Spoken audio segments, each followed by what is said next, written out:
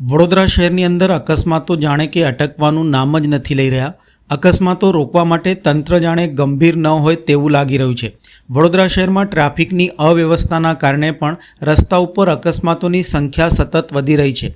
આજે ન્યાય મંદિર વિસ્તારમાં વધુ એક દુઃખદ ઘટના સામે આવી છે, જેમાં એક કાર ચાલકે બેફામ ઝડપે ચાલી રહેલ કાર ચાલકની ભૂલના કારણે સાયકલ સવારને અડફેટે લીધો હતો। ટક્કર એટલી ગંભીર હતી કે સાયકલ સવારનું ઘટના સ્થળે જ મૃત્યુ નીપજ્યું હતું। અકસ્માત બાદ આસપાસના લોકટોળા એકત્ર થઈ ગયા હતા। તરત જ પોલીસ અને 108 એમ્બ્યુલન્સને પણ ઘટના અંગેની જાણ કરવામાં આવી હતી।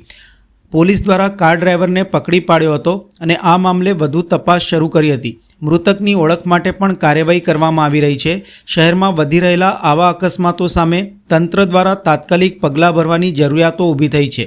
ઉલ્લેખનીય છે કે વડોદરામાં થતા અકસ્માતોમાં મોટાભાગના કાર ચાલકોની ભૂલના લીધે નિર્દોષ વ્યક્તિઓનું ઈજા કાં તો તેઓનું મૃત્યુ થવાના બનાવ ભૂતકાળમાં પણ બની ચૂક્યા છે। અકસ્માતોના બનાવમાં ભૂતકાળમાં ક્યાંક તો કાર ચાલકો નશામાં હોય અને અકસ્માત સર્જ્યા હોય તેવા બનાવો પણ સામે આવ્યા છે।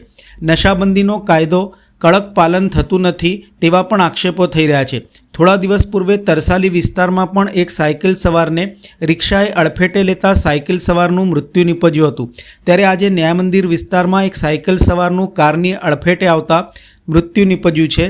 સાયકલ સવારો સાથે સતત થઈ રહેલા અકસ્માતોમાં મૃત્યુ જેવા દુઃખદ ઘટનાઓ સામે તંત્ર દ્વારા ગંભીરતાપૂર્વક પગલાં લેવાની જરૂર છે।